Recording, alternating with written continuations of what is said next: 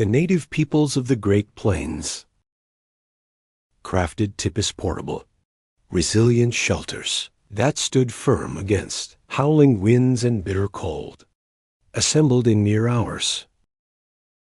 These were not makeshift tents, but masterpieces of design, blending strength, mobility, and ingenuity. How did they achieve this feat in the vast, open prairies where resources were scarce and nature unforgiving? The process began long before the first pole touched the earth, rooted in a deep understanding of materials, timing, and craftsmanship. Every step, from selecting the perfect wood to stitching buffalo hides, was a testament to skill and survival. The foundation of a tipi lay in its poles, and choosing the right ones was critical. Tribes sought out lodgepole pines, their straight, sturdy trunks thriving in the forests of the plains and Rocky Mountains. These weren't just any trees finding. Ones tall and straight enough was like searching for a needle in a haystack. Scouts, with eyes honed by years of experience, could spot the ideal tree from a distance, its silhouette standing out against the forest's chaos. Timing was everything. Winter was the prime season for cutting, when sap flow slowed, leaving the wood drier and less prone to warping or rot. Groups ventured into snow-dusted forests, braving freezing temperatures to find trees that met their exacting standards. Each pole needed to be perfectly straight, with just the right thickness, too slender, and it would snap under strain; too bulky, and it would be too heavy to transport. Felling a towering pine with stone tools was no small task. Using a stone axe or bone implement was like carving a sculpture. With a butter knife, every swing had to be precise, every cut deliberate. Once the tree fell, the work continued with bark removal. Workers used sharpened stone or bone knives to scrape away every trace of bark, which could trap moisture and lead to rot. A single missed patch could weaken a pole, risking collapse during a storm. This process demanded hours of meticulous labor, each pole a labor of love and necessity. Some tribes planned ahead, preparing poles during calm seasons and storing them for future use. These weren't casual stacks of wood, but carefully curated reserves, like a craftsman's workshop. Poles were kept off the ground to avoid dampness, shielded from rain and snow, and laid flat to prevent bending. Drying could take weeks, as freshly cut wood needed to shed moisture, slowly to avoid cracking. Too fast, and the wood would split. Too slow, and rot could set in. The result was poles that were lightweight yet strong, treasures passed down through generations. Families inspected each pole multiple times, checking for flaws that could spell disaster in a blizzard.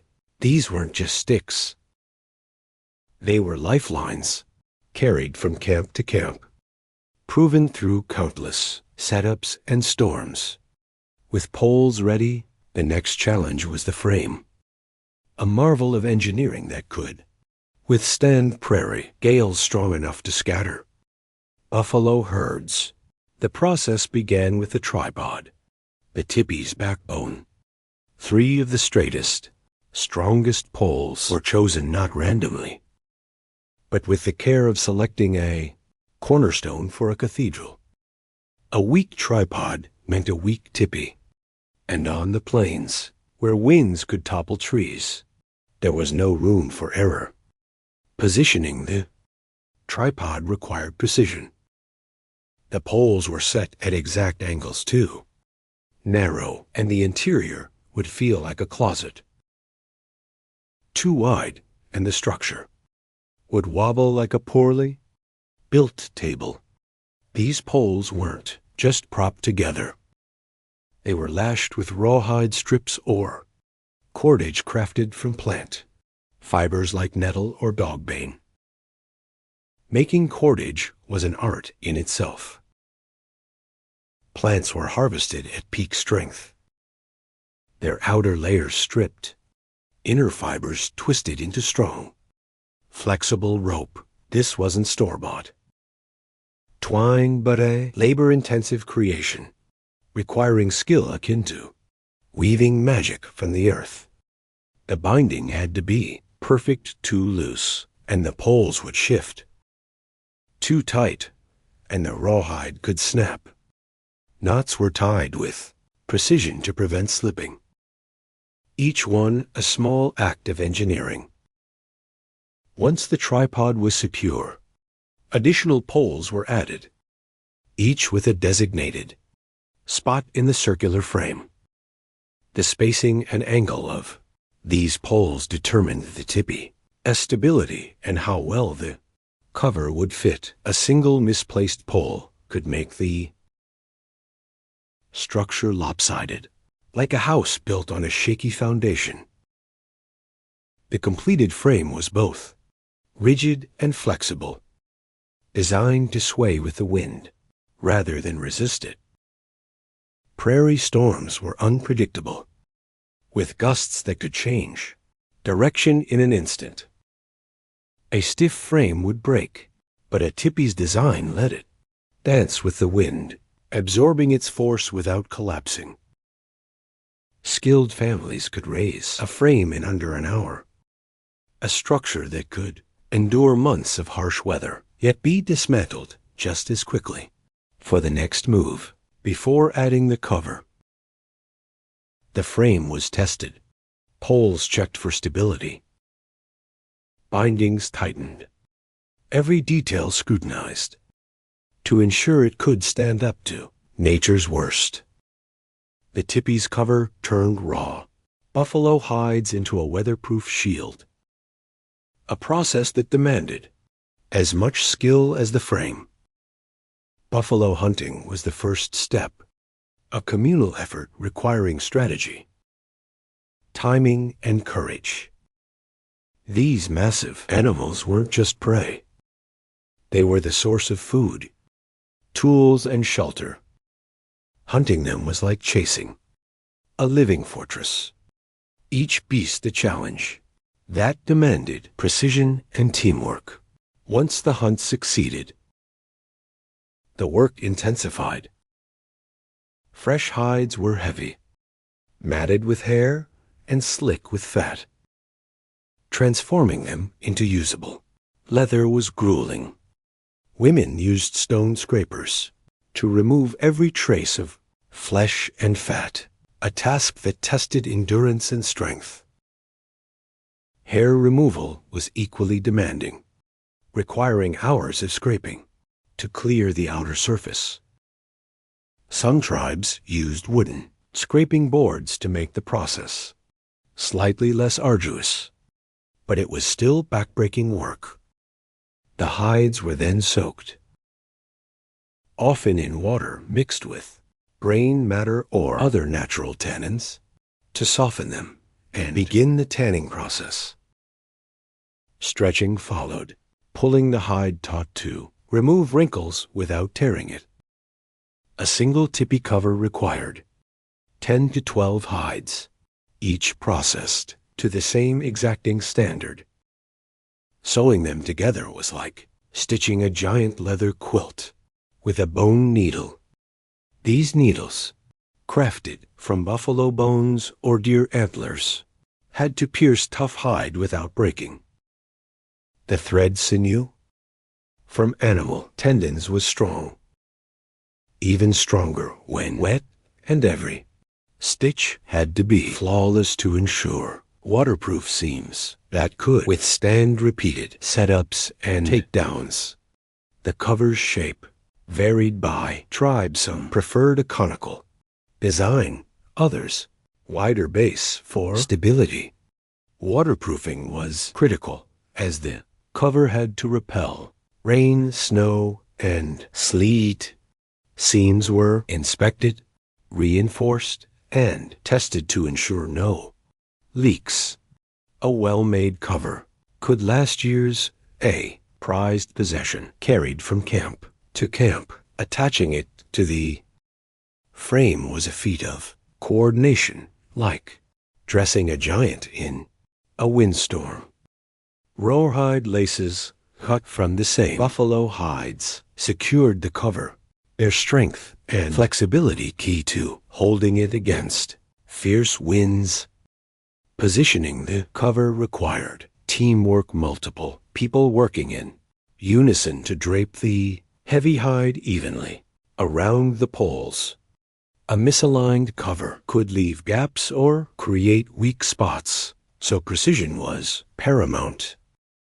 Wooden pegs, carved by hand from local branches, anchored the base, each one shaped to grip the ground firmly. Stones added extra stability, chosen carefully to balance weight and durability.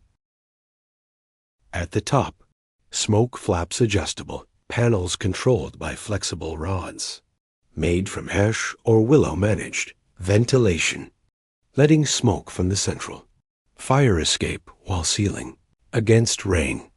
Adjusting these flaps was like operating an ancient thermostat, requiring constant tweaks to match the wind and weather. Inside, the tipi became a home. The central fire pit was the heart, its placement calculated for even heat and proper smoke flow. Building it was precise work, ensuring warmth, light, and cooking heat for the family. Firewood was gathered, strategically dead wood for steady heat, specific types for cooking or long-burning warmth. The interior was organized with purpose. Animal skins covered the floor, serving as rugs, seats, and beds. Buffalo hides handled high-traffic areas, while softer deer skins offered comfort. Storage was crafted from woven plant materials or hides, holding food, tools, and weapons in waterproof, pest-resistant containers. Cooking gear made from bone, wood, or stone was kept near the fire, while weapons were stored securely yet accessibly. The layout adapted to season's winter setups, prioritized warmth, summer one's air circulation. Every item had its place, designed to withstand leaks or wind-driven moisture. When it was time to move, the tipi was dismantled with the same care used to build it. Interior items were packed first, each with a specific method to protect it during travel. Food was shielded from moisture, tools secured for quick access. The fire pit was extinguished, ashes cleared, and useful stones saved. The cover was unlaced and folded carefully to avoid creases or tears, a process as meticulous as its creation. Poles were unlashed, inspected, and bundled for transport, often carried by horses, dogs, or people. The entire process could take less than 2 hours for skilled families, each member with a defined role. Damaged items were repaired or replaced on the spot, ensuring nothing was left to chance. This cycle of building, living, and moving was a way of life. Tipis were more than shelters. They were proof of resilience, ingenuity, and harmony with the land.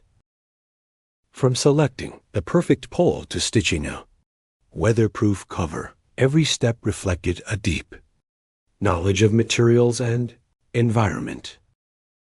These portable homes stood strong, against the plains' harshest conditions, embodying the strength and adaptability of the people who built them.